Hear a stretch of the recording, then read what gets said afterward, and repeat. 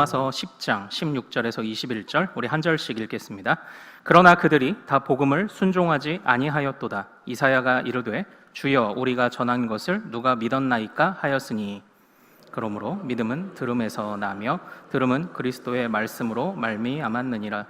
그러나 내가 말하노니 그들이 듣지 아니하였느냐. 그렇지 아니하니 그 소리가 온 땅에 퍼졌고 그 말씀이 땅끝까지 이르렀도다 하였느니라.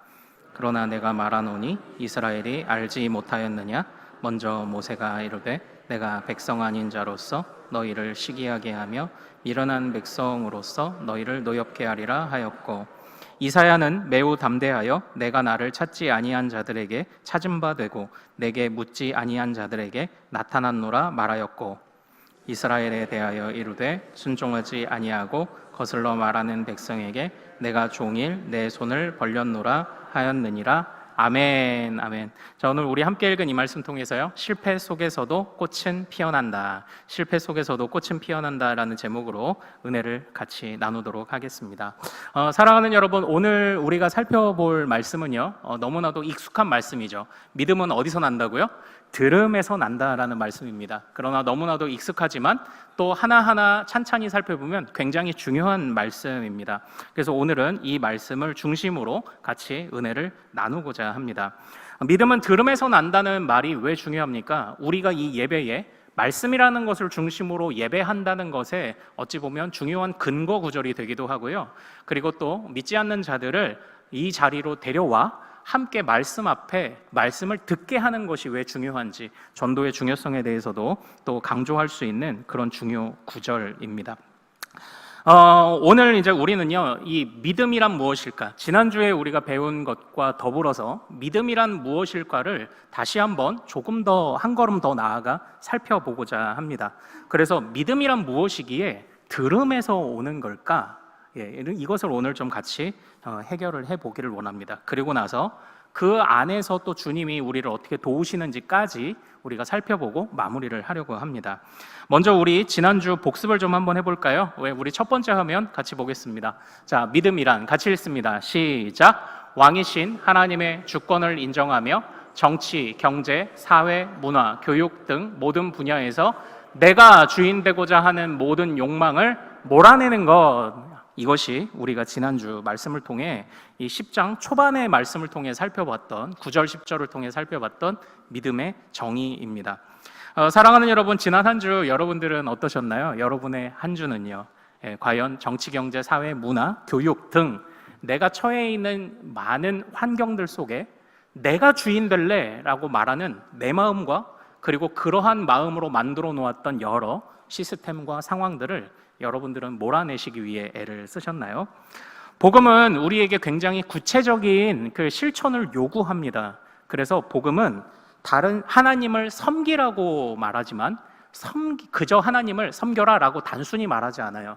다른 신은 안 되고 하나님만 섬기라고 합니다. 복음은 우리에게 하나님을 사랑하라고 하지만 단순하게 말하지 않아요. 구체적으로 말하죠. 어떻게 말하죠? 재물을 사랑하지 말고 하나님만 사랑해라 라고 이렇게 말해요. 그리고 주님을 닮아라 라고 얘기하지만 단순히 닮아라가 아니라 이 세대를 본받지 말고 주님만 닮아라 라고 이렇게 말합니다. 복음은 우리에게 굉장히 구체적으로 믿음을 요구하죠. 하나님만을이라는 것을 끝까지 강조하고 있습니다. 주님이 왕이 되시기 때문이에요. 오늘 우리가 읽는 이 말씀의 흐름 9장과 10장은 계속적으로 살펴봤던 것처럼 유대인들의 실패를 담고 있습니다. 유대인들이 실패했다는 거예요. 바로 이 믿음에서 실패한 거예요. 유대인은 하나님을 섬겼지만 다른 신도 섬겼어요. 하나님을 사랑했지만 재물도 사랑했습니다.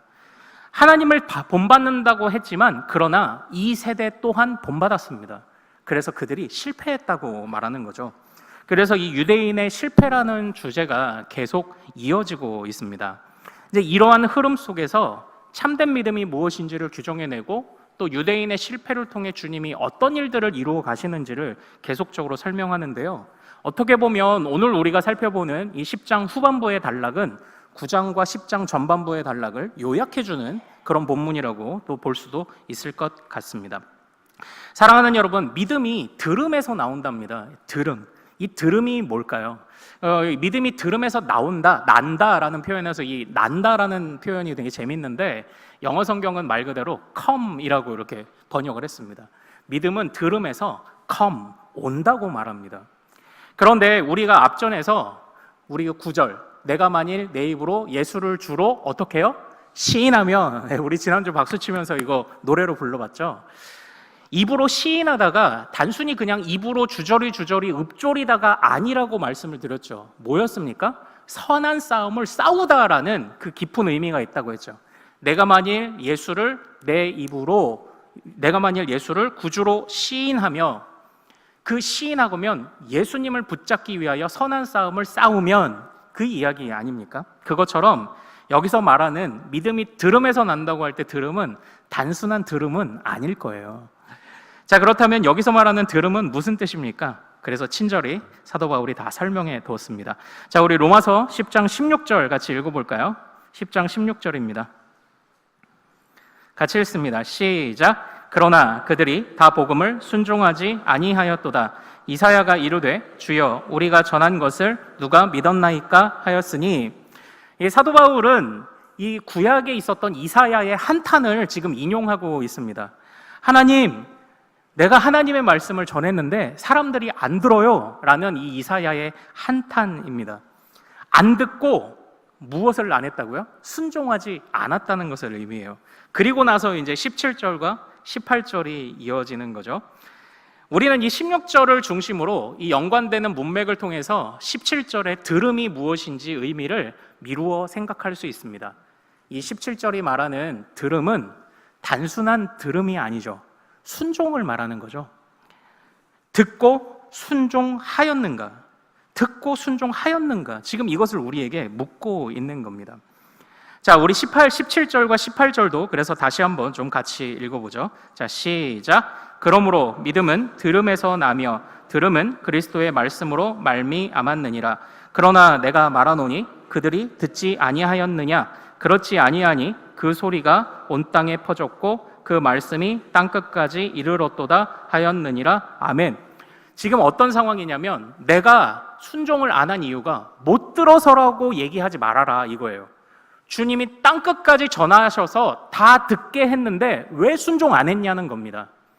그러니까 듣고 순종하는 것이 참된 믿음이라고 말하고 있는 거예요. 듣고 순종하면 그 안에서 참된 믿음이 나온다고 얘기하는데 유대인들은 왜 실패했다고요? 들었는데, 땅끝까지 복음이 퍼졌는데도, 들었는데도 순종하지 않았기 때문에 그들이 실패했다고 이야기를 하는 겁니다.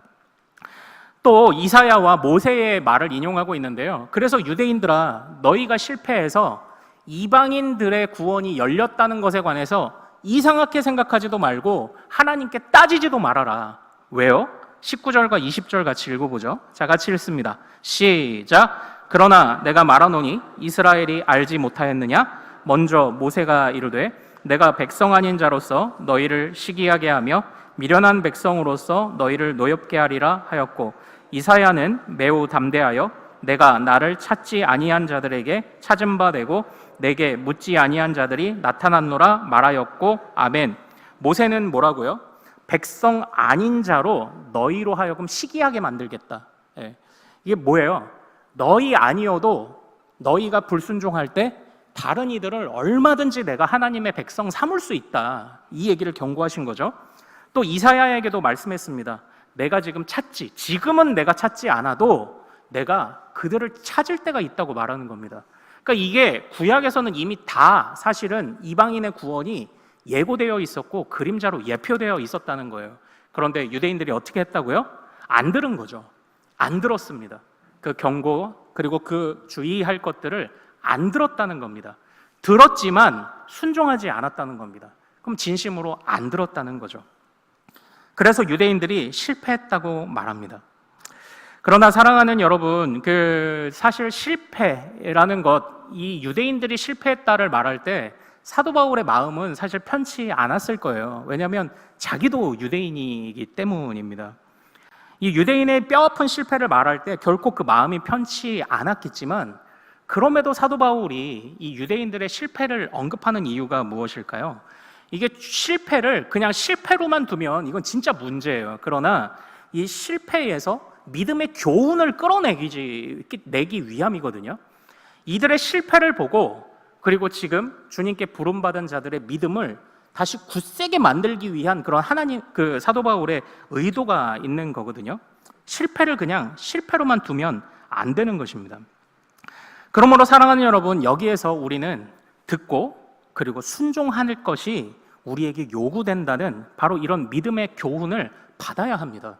그러지 않으면 실패가 그냥 실패로 끝난다는 겁니다. 그래서 유대인들의 실패를 통해 배웠던 이 교훈, 그냥 듣고 지나가면 안 돼요. 모든 것을 듣고 순종해야 된다라는 이 말씀을 오늘 우리에게 사도 바울이 주고 있는 것 아닌가요? 그래서 이 듣는다는 것은 단순한 듣는 행위가 아니죠. 그래서 우리 17절을 다시 한번 같이 읽어보겠습니다. 10장 17절 같이 읽습니다. 시작. 그러므로 믿음은 들음에서 나며 들음은 그리스도의 말씀으로 말미암았느니라. 아멘. 믿음이 들음에서 나요. 그리고 그걸 듣고 순종해야 되는데 그때 그 들음이 어디서 온다고요?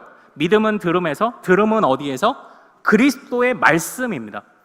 그러니까 지금 우리가 무엇을 듣고 무엇을 따라야 하는지를 그리스도의 말씀이라는 이름으로 범위를 한정 지은 거예요.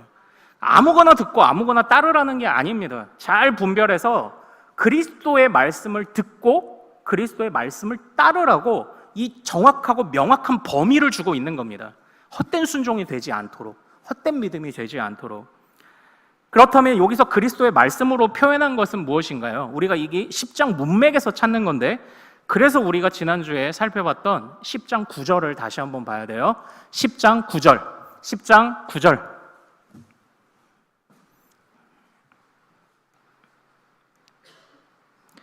자, 같이 한번 읽겠습니다. 자, 시작. 내가 만일 내 입으로 예수를 주로 시인하며 또 하나님께서 그를 죽은 자 가운데서 살리신 것을 내 마음에 믿으면 구원을 받으리라. 아멘.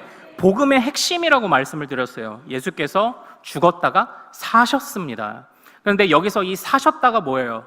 그냥 다시 그냥 부활했대로 끝나는 게 아니라 부활하심으로 바로 주와 그리스도와 하나님의 아들이심으로 인정되셨습니다.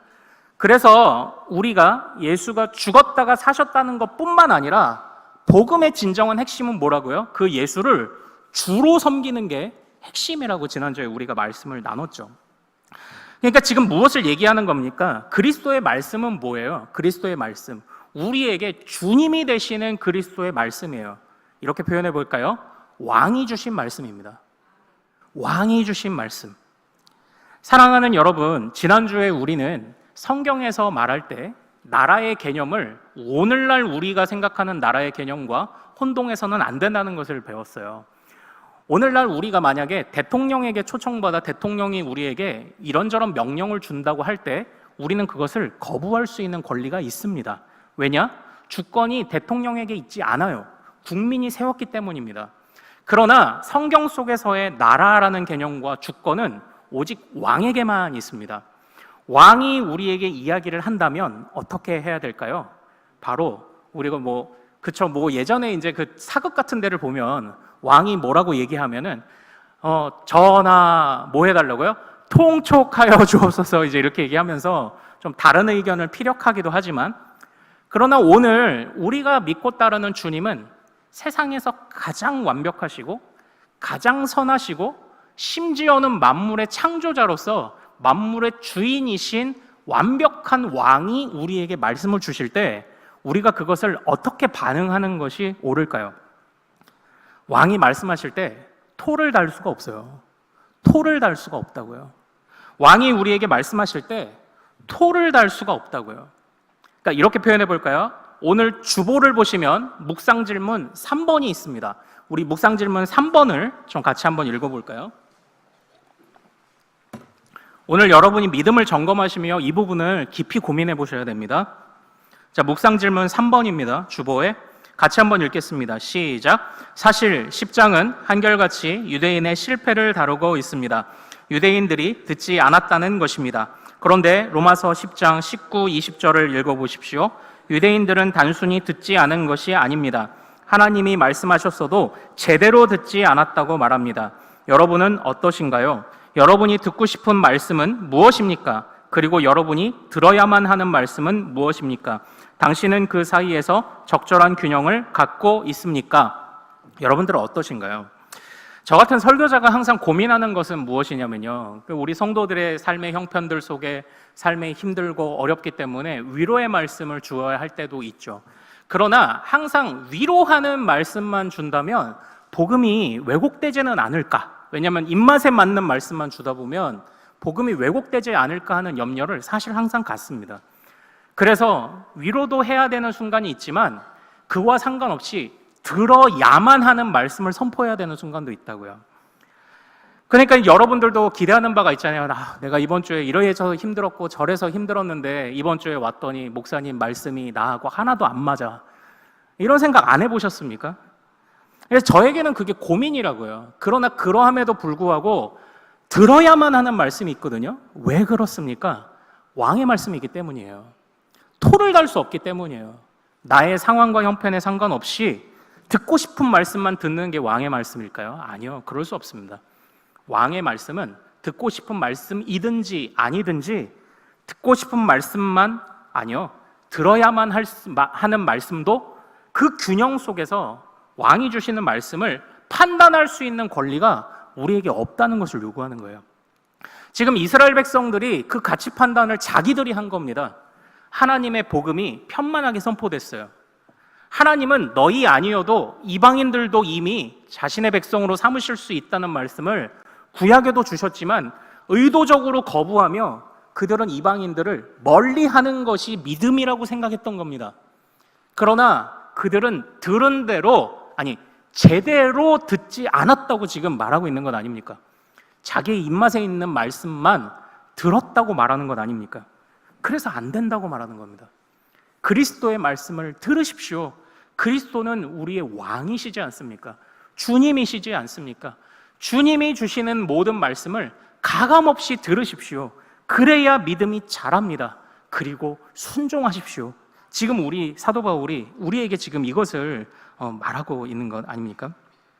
사실 지난주에 우리 예수님이, 하나님이 주님이시오 왕이라는 것을 제가 여러분들과 말씀을 나눈 이후에 좀 고민되는 지점이 좀 하나 있었어요. 그게 그림으로 있습니다. 우리 화면 한번 볼까요? 자, 이 그림이 뭘까요? 이제 요한계시록 3장에 있는 라오디게아 교회를 향한 주님의 말씀의 배경을 하고 있는데요. 내가 문 밖에 서서 어떻게 하노니? 두드리노니. 이게 너무 잘하시는 말씀이죠. 제가 요한계시록 설교할 때 새벽에는 설교했고 주일에는 설교를 안 했습니다. 들으신 분도 있고 못 들으신 분도 이제 계시겠죠. 자, 그런데 여기에서 주님이 문 밖에 서서 두드린다라고 할 때 제가 어떻게 설교했냐면요. 얘들아, 제발 문 좀 열어주겠니? 추워 죽겠어. 나를 좀 마음으로 받아주겠니? 이러는 장면일까요? 저는 그래서 사실 저 그림이 좀 잘못됐다고 생각해요. 이제 화면 내려주세요. 예. 주님이 문 밖에서 두드리신다는 게 무슨 뜻일까요? 우리 요한계시록의 전체적인 주제는 왕이신 주님이 다시 오셔서 세상을 심판하시고 완성하신다라는 큰 주제를 가지고 있습니다. 라오디게아 교회는 특별히 미지근했어요. 뜨겁지도 않고 차지도 않았습니다.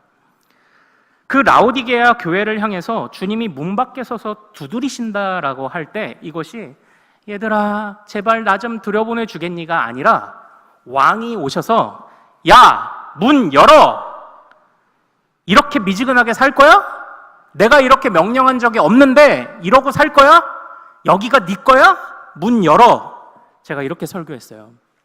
왕이 오셔서 우리 문을 두드리신다? 이것은 심판과 책망의 두드림이다. 제가 이렇게 설교했습니다. 그런데 어떤 학자의 글을 찾아보니까요, 저는 이제 주님의 그 어미하심과 공의의 입장에서 해석을 했지만 또 어떤 학자는 그렇게 해석하더라고요. 주님의 이제 사랑의 입장에서 주님이 그렇게 들어오셔서 더불어 먹고 더불어 먹는다. 그래서 주님이 여러분들의 마음에 지금 다시 오시기를 원하시니 받아들이십시오. 이렇게 사랑의 입장에서도 설명하는데요. 중요한 것은 어떤 입장에서 보든지 힘없는 예수님이 아니라는 거예요. 왜냐? 그 라오디게아 교회를 향해 주시는 말씀의 중심에 회개하라가 있거든요. 회개하라. 회개 좀 해주겠니? 제발 마음 문을 열어주겠니?가 아니에요. 주님이 하시는 말씀은 왕이 오셨으니까 문을 열고 그 왕에게 합당한 맞이를 하라는 거 아닙니까? 그래서 책망할 일이 있으면 책망 듣고, 그리고 내가 충실하게 주인이 올 것을 등불을 켜고 기다렸던 선하고 착한 종이라면 주님과 함께 더불어 그 상에서 기뻐 먹으라는 말씀이잖아요. 여기에서 우리는 중요한 원리를 하나 발견하게 됩니다. 제가 지난주에 우리 주님이 왕이십니다, 주인이십니다 라고 말할 때, 여러분이 주님이 왕이심을 인정하십시오라고 말할 때, 주님은 왕이 아닌데 제발 좀 왕으로 좀 생각해 주세요를 제가 여러분들께 호소했던 게 아닙니다. 왕이 아닌데 왕으로 생각해 달라는 게 아닙니다. 주님은 왕이십니다. 이미 왕이신 겁니다. 우리가 제발 힘없는 주님이 우리 마음속에 와서 나를 좀 왕으로 찾아주겠니? 왕으로 생각해 주겠니가 아니라 주님이 왕이셨습니다. 왕이세요. 이미 그 왕을 따르지 않는 우리가 문제인 거죠. 그 왕을 따르지 않는 우리가 문제입니다. 참된 믿음, 참으로 마음 문을 여는 것이 무엇이냐고요? 이미 왕이신 주님을 제발 좀 똑바로 보라는 겁니다. 그리고 그 말씀을 가감하지 말고 들으라는 것 아닙니까? 그래야 믿음이, 주님이 인정하시는 믿음이 자란다고 말하는 것 아닙니까? 그래서 사실 사도 바울은 앞전에서부터 믿음의 이러한 성격, 왕이신 주님을 인정하고 이미 그 왕이신 주님을 기쁘게 신실하게 최선을 다해 따라가는 것을 사실 앞전에서부터 계속 이야기를 하고 있어요. 자, 우리 로마서 3장으로 가겠습니다. 이미 앞에서 규정된 믿음을 좀 한번 보죠. 로마서 3장 22절. 자, 성경을 찾아서 같이 읽겠습니다.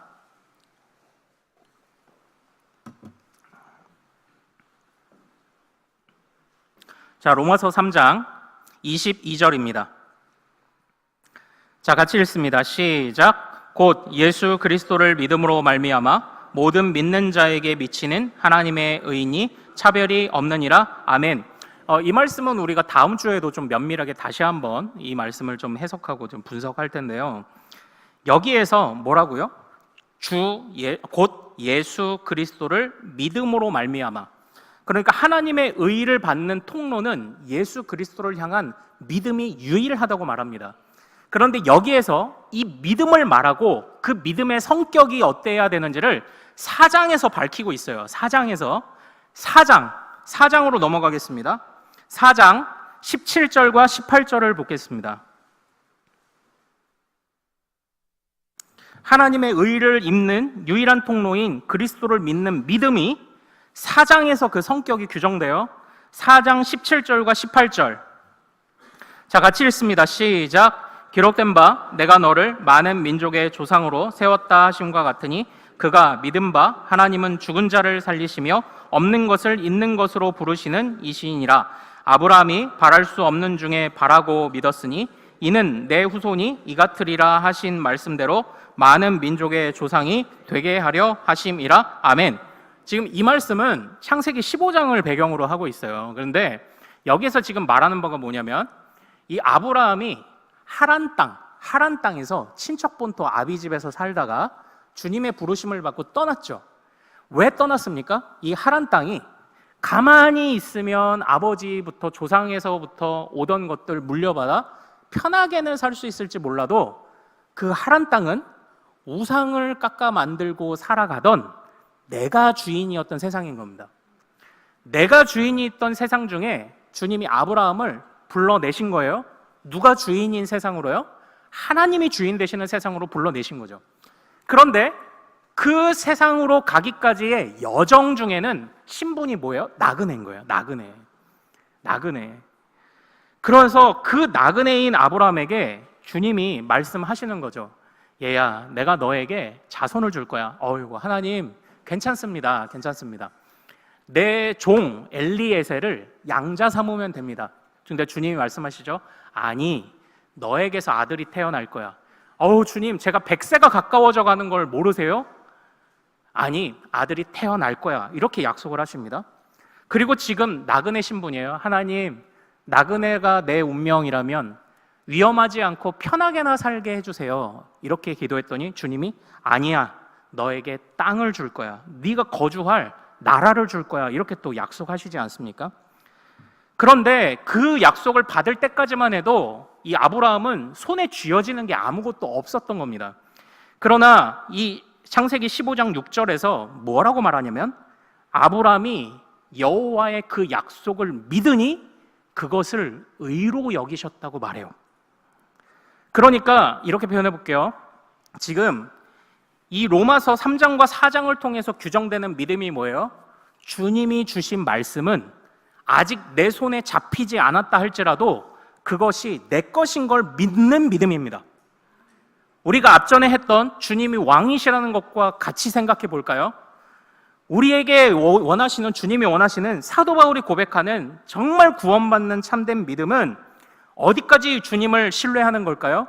주님이 왕이셔서 주님이 주신 모든 말씀, 내가 원하는 말씀이든 아니면 나에게 들려주기를 원하시는 말씀이든 어떤 것이든지 가감없이 받을 뿐만 아니라 내 손에 아직 쥐어지지 않았어도 그것이 이루어진 줄로도 믿는 믿음, 그분의 입에서 나오는 모든 것, 어느 것 하나도 버릴 것이 없고 어느 것 하나도 내가 따르지 않을 것이 없다는 것을 고백하는 그 믿음을, 그리스도의 말씀을 믿는 믿음을 들으라는 것에서 사도 바울이 지금 규정하고 있는 겁니다.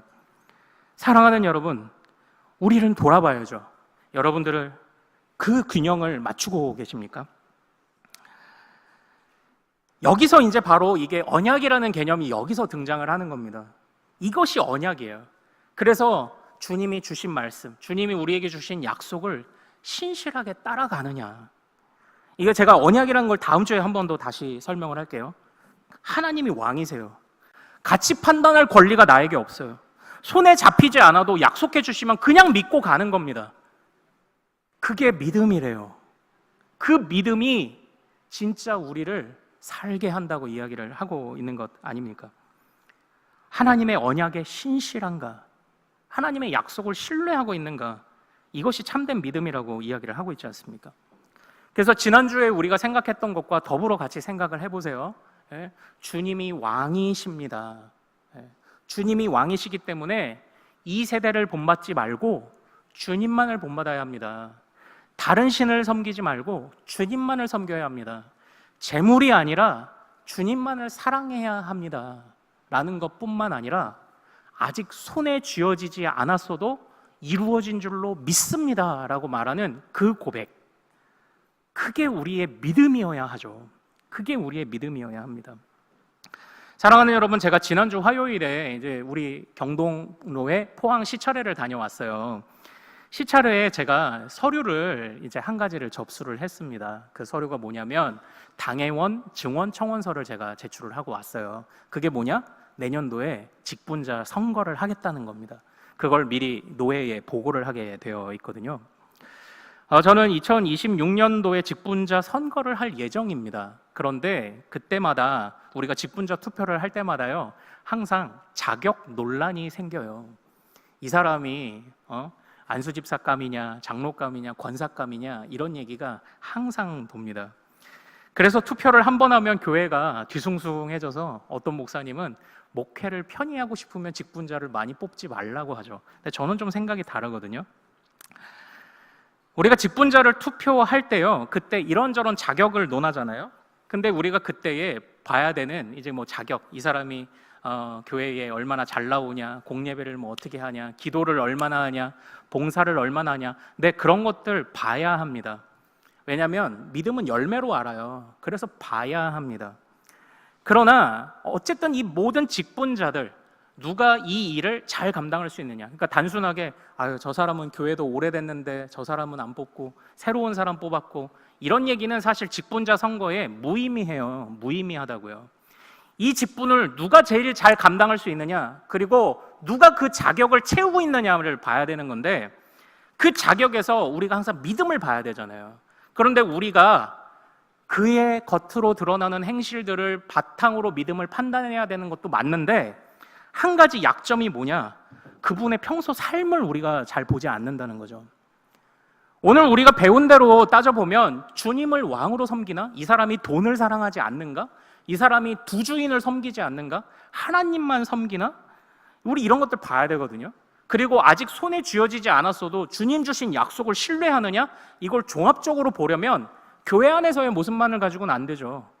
실제 삶에서 어떻게 살아가는지를 봐야 되는데 좀 고민이에요.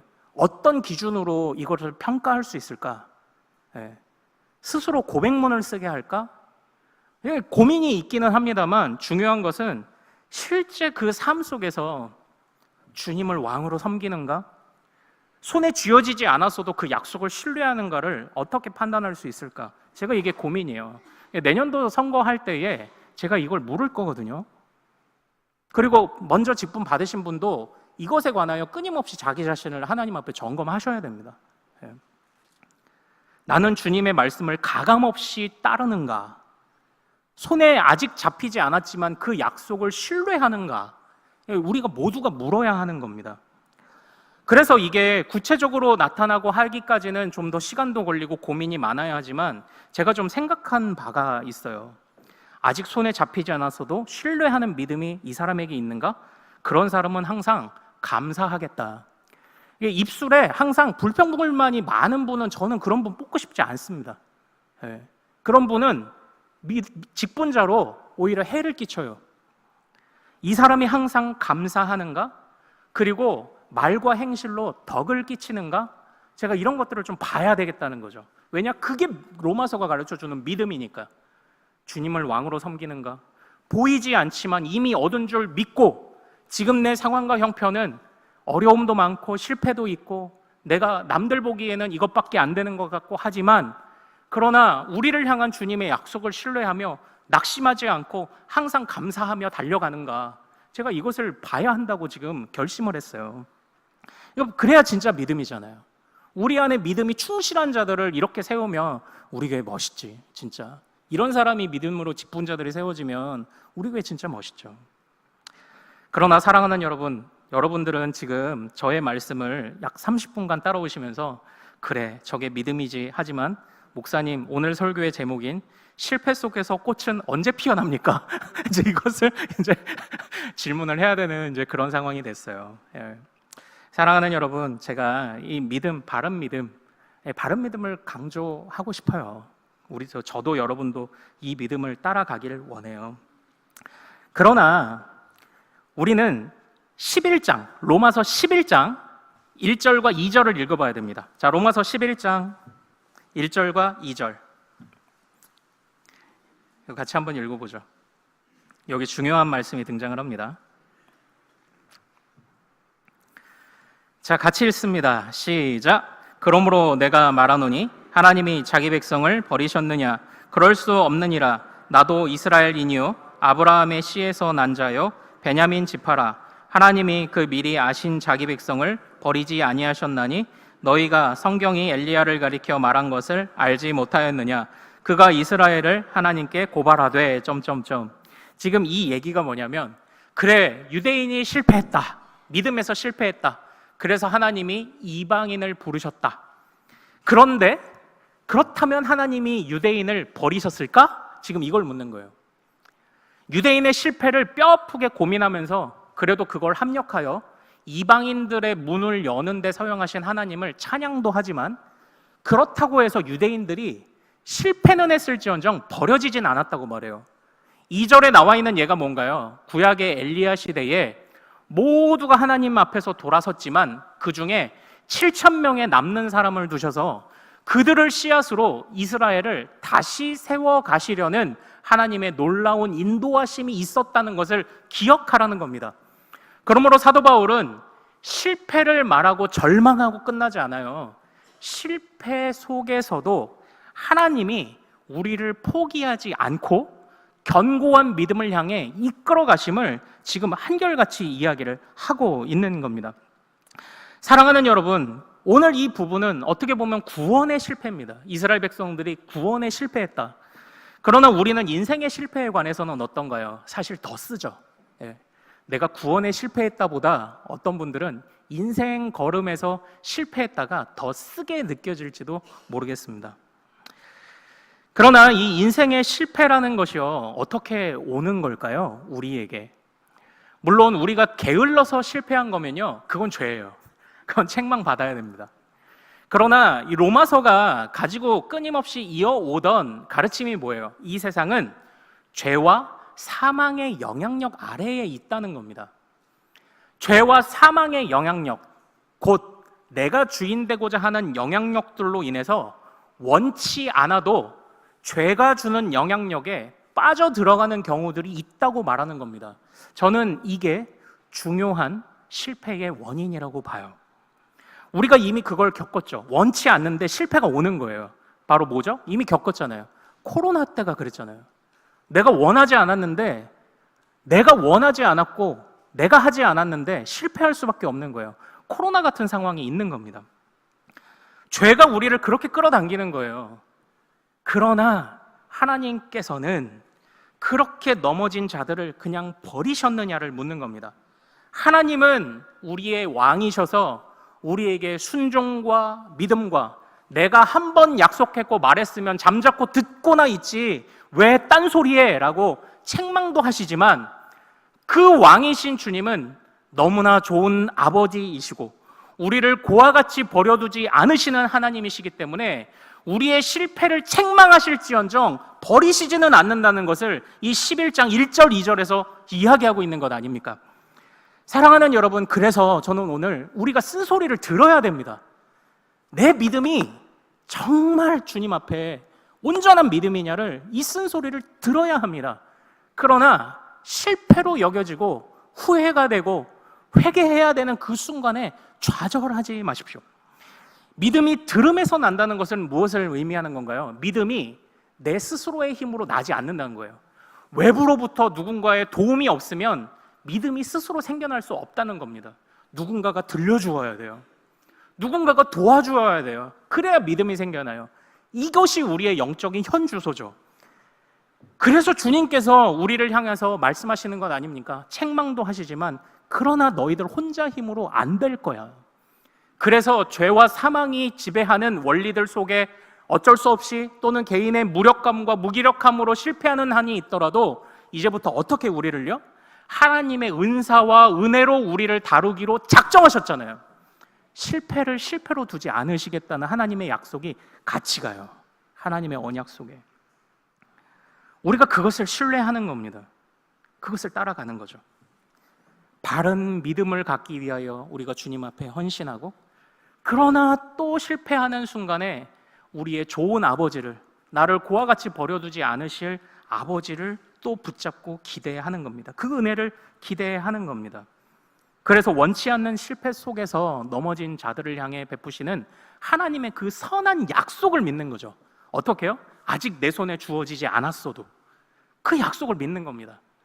그러므로 사랑하는 여러분, 감사하십시오. 그러므로 사랑하는 여러분, 염려하지 마십시오. 우리는 그저 주님과 함께 동행할 것만 생각하면 됩니다. 어떻게 보면 우리가 살아가는 인생은 이미 애굽에서는 나왔죠. 주님의 복음을 들었으니까요. 그러나 가나안에 도착하기까지, 가나안으로 상징된 하나님의 나라에 도착하기까지 우리는 지금 광야를 따라가고 있습니다. 그 안에 먹을 게 없어요. 목도 말라요. 더워 죽겠어요. 겨우 밤에는 추워요. 그러나 그들이 광야에서 죽어나갔나요? 아닙니다. 그들은 하나님이 주시는 만나와 메추라기, 생수와 구름기둥, 불기둥으로 그들은 보호를 받았습니다. 그들이 해야 했던 기도는요, 먹을 것을 달라고 원망하며 하는 기도가 아니라 주님과 동행하게 해달라는 기도만 그들에게 필요했습니다. 이것이 우리의 믿음이죠. 이것이 우리의 믿음이 되어야 되죠. 그리고 이것이 우리의 소망이 되어야 되죠. 주님과 동행하기를 원합니다. 우리가 오늘 말씀 안에서 참된 믿음, 오늘 참된 믿음, 지난주 오늘까지 해서 참된 믿음 잘 정리하십시오. 그리고 그 믿음을 갖기 위하여 우리의 태도는 어떠해야 되는가? 주님이 우리를 버려두지 않으세요. 혼자 싸우게 두지 않으신다는 것입니다. 이것을 꼭 기억하실 수 있기를 소망합니다. 자, 마무리 제가 이야기 하나만 드리고 마칠게요. 이전에 어렸을 때 소아암을 겪었던 이제 한 청년이 했던 말을 썼던 글을 본 적이 있어요. 치료 단계마다 너무 힘들었대요. 예. 골수 골수 채취할 때 그거 완전히 그 뼈에다가 막 이렇게 구멍 뚫어서 골수 채취하고 그러더라고요. 그리고 항암할 때 힘들어, 조혈모 세포 이식할 때 힘들어, 머리는 다 빠져, 너무 힘들었대요. 그런데 병원에서 있었던 전체적인 시간들을 돌아보니까 즐거웠대요. 왜 그러냐면 이게 하나하나 치료 과정은, 치료 단계는 힘들었어요.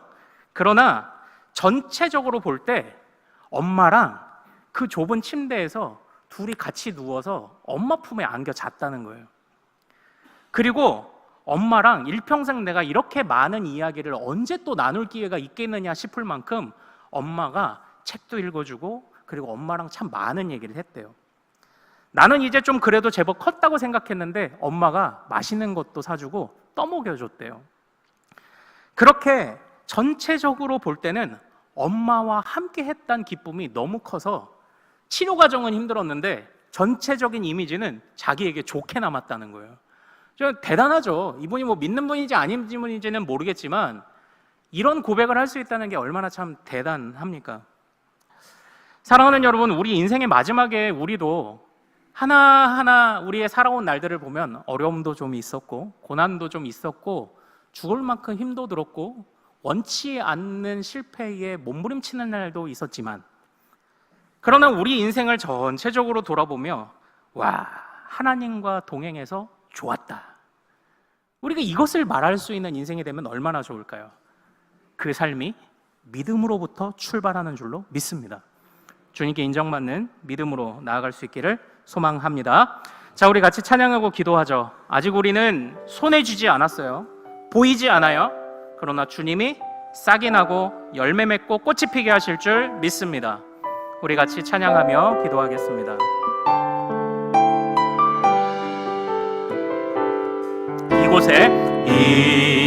이곳에 생명샘 솟아나 눈물 골짝 지나갈 때에 머자나 열매 맺히고, 머자나 열매 맺히고 웃음소리 넘쳐나리라. 다시 한번, 이곳에 생명샘 솟아나, 이곳에 생명샘 솟아나 눈물 골짝 지나갈 때에 머자나 열매 맺히고, 머자나 열매 맺히고 웃음소리 넘쳐. 다시 한번 고백합니다. 이곳에 생명샘 솟아나, 이곳에 생명샘 솟아나 눈물 골짝 지나갈 때에 머자나 열매 맺히고, 머자나 열매 맺히고 웃음소리 넘쳐나리라. 꽃들도 구름도, 꽃들도 구름도 바람도 넓은 바다도 찬양하라, 찬양하라 예수를. 하늘을 울리며 노래해 나의 영혼아, 은혜의 주, 은혜의 주, 은혜의 주. 그날에 하늘이 열리고, 그날에 하늘이 열리고 모든 이가 보게 되리라. 마침내 꽃들이 피고, 마침내 꽃들이 피고 영광의 주가 오시리라. 꽃들도 구름도 바람도 넓은 바다도 찬양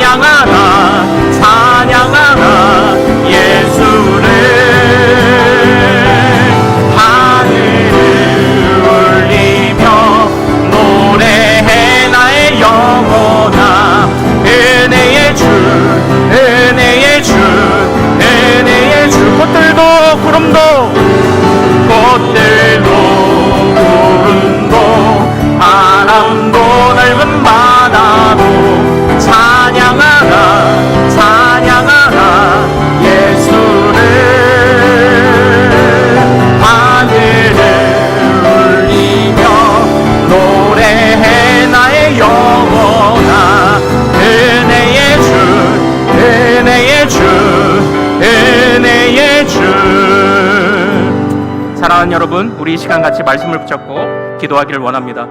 주여, 가감없이 주님의 모든 말씀 받고 순종하는 믿음 허락하여 주옵소서.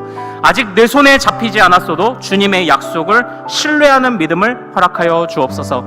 그러나 우리가 실패할 때 우리를 고아처럼 버려두지 마시고 주님과 동행하는 기쁨 안에서 다시 일어나게 하옵소서. 또 우리가 기도하는 제목들이 있죠. 머저나 열매 맺히기를 원합니다. 웃음소리 나길 원합니다. 지금은 내가 힘든 순간들을 겪고 있지만 그러나 주님이 마침내 이루실 줄 믿습니다. 우리 주여 이름 크게 한번 부르고 기도합니다.